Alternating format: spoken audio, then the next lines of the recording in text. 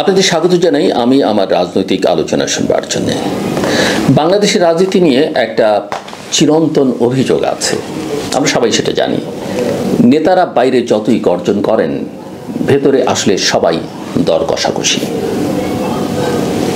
সামরিক শাসনের যুগে এই নাটক আমরা দেখেছি, গণতন্ত্রের নামে স্বৈরতন্ত্রের আমলেও কিন্তু আমরা এই একই নাটক দেখেছি। নতুন যুগের নতুন দলগুলো আসবে ভিন্ন কোনো সংস্কৃতি নিয়ে, এটাই তো ছিল মানুষের আশা, তাই না? কিন্তু আফসোস, নতুন মুখের ভেতরেও পুরনো রাজনীতির সেই গন্ধই ভেসে আসছে। এনসিপি বা জাতীয় নাগরিক পার্টি এখন দেশের নতুন আলোচ্য দল। তারা নিজেদের বিপ্লবী বলে দাবি করে, নতুন প্রজন্মের প্রতিনিধি বলে তুলে ধরে। কিন্তু মাঠে তাদের হুঙ্কার যতই চড়ে উঠুক, ভেতরে ভেতরে তারা একই পুরনো খেলাতেই মেতে আছে। নাসিরউদ্দিন পাটোয়ারি সম্প্রতি তাদের যুব সম্মেলনে ঘোষণা দিলেন, ফেব্রুয়ারিতে নির্বাচন হবে না। কি সাহস! একজন রাজনীতিক নির্বাচনের সময় নির্ধারণ করতে পারেন না, কিন্তু তিনি যেন ঈশ্বরের মতো একটা বাণী দিয়ে দিলেন, ভোট হবে না। কেউ কেউ অবশ্য বলতে পারেন, আমিও তো বলেছি, আমি একজন বিশ্লেষক হিসেবে বলেছি, আমি ডিসিশন দিচ্ছি না, আমার ধারণা আমি বলেছি। আমি বলিনি এটা না হলে ওটা হবে না, ওটা করতে হবে, এটা করতে হবে। হ্যাঁ, আমি আকাঙ্ক্ষা, জনগণ কি চাই সেভাবে বিশ্লেষণ করি। সো মিস্টার পাটোয়ারি যখন এটা বলেন, তখন এটা কি নীতি নাকি কেবল চাপ তৈরি করবার নাটক? সত্যি বলতে কি, এটা আসলে দর কষাকষির একটা ভাষা। যদিও তাদের আরেক নেতা বলেছেন যে আমাদেরকে কেনা যায় না, কেনা যাবে না, আমরা কারোর সঙ্গে দর কষাকষি করছি না। কিন্তু আমার কাছে মনে হয় এটা আসলে শেষ পর্যন্ত দর কষাকষিরই ভাষা। সরকারকে জানান দেয়া যে আমাদের দাবিগুলো মানো, না হলে আমরা গন্ডগোল করব। পুরনো রাজনৈতিক সংস্কৃতির ভাষাতেই এই খেলাটা আসলে চলে আসছে। এনসিপি বলছে যে জুলাই সনদে কোনো ছাড় দেওয়া যাবে না, অথচ জুলাই ঘোষণাপত্রে তারা এতটা করা ছিল না কেন? কারণ ঘোষণাপত্রে বিএনপির দাবিগুলো কিছুটা জায়গা পেয়েছে।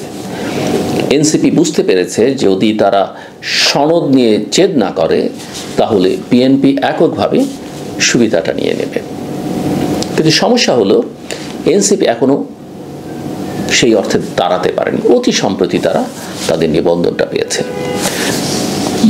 ভোটে নামার বৈধতা খানিকটা তারা পেয়েছে, অথচ প্রার্থীর নাম ঘোষণা, আনুপাতিক প্রতিনিধিত্বের দাবি, মাঠে স্লোগান, সব কিছুই যেন এক ধরনের নাটক।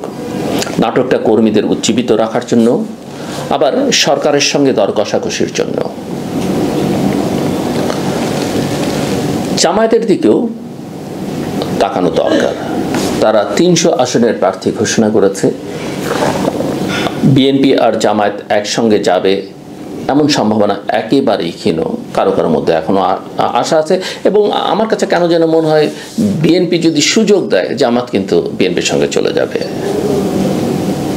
কিন্তু বিএনপির দিক থেকে সেটা রাজনৈতিকভাবে হয়তো সম্ভব এখন আর নয়। তাহলে এনসিপি আসলে কার সঙ্গে যাবে? সুবিধা যেখানে বেশি, তারা সেদিকেই যাবে। এটাই বাংলাদেশের রাজনৈতিক বাস্তবতা। নিজেদের মধ্যপন্থী বলে প্রচার করলেও তাদের হাতে আসলে কোনো ভিন্ন দর্শন নেই। দর কষাকষির বাজারেই তারা তাদের জায়গা খুঁজছে বলে আমার কাছে মনে হয়। এখন মাঠের আরেক বড় সত্য, পুলিশ এবং আইন শৃঙ্খলা। সেনাবাহিনী নির্বাচনে থাকবে এটা নিশ্চিত, কিন্তু সেনাবাহিনী একা ভোট করতে পারবে না। সেনাবাহিনীর সেই লোকবলও নেই সারা দেশে নির্বাচন করতে। তারাই একমাত্র করতে পারবে। অবশ্যই তারা একটা স্ট্রাইকিং, অত্যন্ত গুরুত্বপূর্ণ ফোর্স। মাঠে আসলে নির্বাচন করতে হলে পুলিশ লাগবেই, আর এখানেই আসলে ভয়াবহ সমস্যা।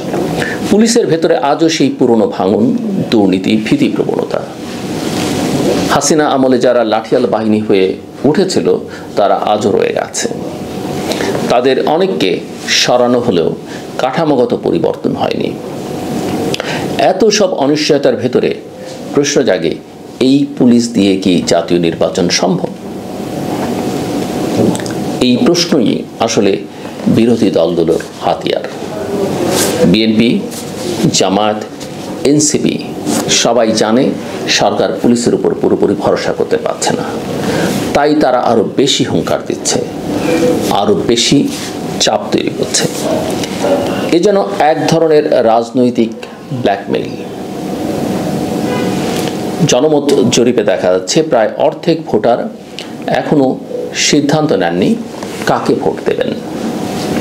বিএনপির সমর্থন 16% শতকরা হিসেবে থেকে নেমে 12% হয়েছে, জামায়াতেরও কিছুটা কমেছে। আবার কোথাও কোথাও দেখা যাচ্ছে জামায়াতের ভোট বিএনপির চাইতে অনেক বেশি জনসমর্থন। এনসিপি সামান্য বেড়েছে, এখন 2.8%। প্রশ্ন হচ্ছে এই সামান্য 2.8% ভোট নিয়ে কি তারা এত হুঙ্কার দিচ্ছে? আবার এই জরিপগুলোর বিশ্বাসযোগ্যতা নিয়ে প্রশ্ন হচ্ছে, কে কাকে দিয়ে কোন উদ্দেশ্যে জরিপ করাচ্ছে, জরিপের সায়েন্টিফিক ম্যাথোডোলজি কি, সেগুলো নিয়ে প্রশ্ন আছে। সো এই যে জরিপ বা এই যে সংখ্যার যেটা খেলা, আসলে এটা সংখ্যার খেলা নয়, এটা হচ্ছে দর কষাকষির খেলা। মাঠে সমর্থনের চেয়ে আলোচনার টেবিলে দর বাড়ানোই হচ্ছে তাদের লক্ষ্য। কিন্তু জনগণ কি এসব বোঝে না? বোঝে, একদম বোঝে। তাই জনগণের মধ্যে ভয়াবহ হতাশা আছে, এক ধরনের কুমোট হতাশা চলছে। এত রক্ত, এত আত্মত্যাগ, এত অভ্যুত্থান, সব শেষে আবারও যদি রাজনীতি সেই পুরনো দর কষাকষির খেলা হয়ে যায়, তাহলে পরিবর্তনটা আসলে কোথায়? জনগণ আবারও দর্শক গ্যালারিতে বসে নাটক দেখবে। এই নাটকের আরেক পর্দা আন্তর্জাতিক অঙ্গনে খোলা হচ্ছে। যুক্তরাষ্ট্র বা আমেরিকা স্পষ্ট বার্তা দিয়েছে, গণতান্ত্রিক উত্তরণ চাই, সুষ্ঠু নির্বাচন চাই। ইউরোপও একই সুর তুলছে, ভারত অন্যরকম খেলছে। শেখ হাসিনার পতনের পর তারা প্রথম বিভ্রান্ত হলেও এখন নতুন পরিস্থিতিতে মানিয়ে নিতে চাইছে। কিন্তু ট্রাম্পের আমেরিকা ভারতের হাত ধরে খেলতে চাইছে না, বরং সরাসরি পাকিস্তানের দিকে ঝুঁকছে। এই ভূরাজনৈতিক পরিবর্তন বাংলাদেশের জন্য এক ধরনের সুযোগও বটে। ভারতের মাতব্বরি কমছে, আবার আপনি ভারতকে বাদ দিয়ে মহা কিছু করে ফেলবেন, হয়ে যাবেন, সেটা মনে করবার কোনো যুক্তিসঙ্গত কারণ নেই। এবং সম্পর্কটা আসলে উইন উইন সিচুয়েশন থাকা দরকার, এক ধরনের বন্ধুত্বপূর্ণ সম্পর্ক দরকার। একথা ঠিক যে বাংলাদেশের ভেতরের রাজনীতি তাদের প্রভাব কমছে, কিন্তু একই সঙ্গে তাদের যেসব কনসার্ন সেগুলোও বাংলাদেশকে অ্যাড্রেস করতে হবে। আর বাংলাদেশের দিক থেকে যেসব কনসার্ন রয়েছে ভারতকে সেটাও অ্যাড্রেস করতে হবে। ওই বড় ভাই সুলভ আচরণ এবং বড় ভাইয়ের আচরণ করতে গেলে সেখানে যদি স্নেহ, মমতা, ভালোবাসা না থাকে, সেই আচরণ দিয়ে আসলে চলবে না। এইরকম একটা পরিস্থিতি আসলে এনসিপির মতো দলগুলোর জন্য চাপ তৈরি করবার আরেকটা সুযোগ অনেকে মনে করেন। চীনের দিকে তাকালেই বোঝা যায় তারা চাইছে বাংলাদেশ স্থিতিশীল থাকুক, যাতে তাদের বেল্ট অ্যান্ড রোড প্রকল্পে সমস্যা না হয়। তাই নির্বাচনের সময়সূচি নিয়ে তাদের অতটা চিন্তা নেই। কিন্তু যুক্তরাষ্ট্র ও ইউরোপের চোখে ফেব্রুয়ারির ভেতর নির্বাচন না হলে বৈধতা প্রশ্নবিদ্ধ হবে। এই অবস্থায় ইউনূস সরকার সময় বাড়াতে চাইলে আন্তর্জাতিক সমর্থন হারাবে, ফলে তারাও নির্বাচনের ঘোষণা দিয়েছে। তাহলে প্রশ্ন, এনসিপি কি সত্যি সত্যি ভোট বর্জন করবে? আমার দৃঢ় বিশ্বাস না। যত হুঙ্কারি দিক, শেষ মুহূর্তে তারা ভোটে অংশ নেবে। কারণ বাইরে থেকে যত বড় চাপ আসুক, আন্তর্জাতিক মহল সবার আগে চায় একটা গ্রহণযোগ্য নির্বাচন। বর্জন করলে এনসিপি আসলে নিজেরাই মাঠ থেকে ছিটকে পড়বে। আসল প্রশ্ন হচ্ছে এই নির্বাচন কতটা নিরাপদ হবে। দেশে প্রতিদিন খুন, লিঞ্চিং, আইন শৃঙ্খলার ভাঙন, সব মিলিয়ে পরিস্থিতি ভয়াবহ। মানব জমিনের একটা রিপোর্ট বলছে এবছর 6 মাসে প্রায় 2000 খুন হয়েছে। গাজীপুরে 7 মাসে 103 খুন। এই বাস্তবতায় সেনাবাহিনী না থাকলে পরিস্থিতি ভয়াবহ হয়ে উঠবে। কিন্তু সেনাবাহিনী একা মাঠে থাকলেই কি সমস্যা মিটবে? পুলিশকে না বদলালে, বিচারহীনতা না কমালে জনগণের আস্থা ফেরানো যাবে না। এনসিপি আর জামায়াত যতই আনুপাতিক প্রতিনিধিত্বের কথা বলুক, সংবিধান না বদলালে সেটা অসম্ভব। অথচ তারা জানে এখন সংবিধান বদলানো সম্ভব নয়। তবু এই দাবি তুলবার কারণ একটাই, দর কষাকষির খেলা। কর্মীদের বোঝানো আমরাই বড় খেলোয়াড়, সরকারের কাছে বার্তা দেয়া আমাদের ছাড়া চলবে না। কিন্তু জনগণের কাছে এই নাটক আর টেকসই নয়। জনগণ চায় সৎ রাজনীতি, সত্যিকারের সংস্কার। নতুন প্রজন্ম চায় দুর্নীতি বন্ধ হোক, ন্যায়ভিত্তিক রাষ্ট্র গড়ে উঠুক। অথচ মাঠে যারা এই প্রজন্মের কথা বলে বেড়ায়, তারাই ভেতরে গিয়ে একই পুরনো দর কষাকষি করছে। বাংলাদেশ এখন এক ক্রান্তি লগ্নে।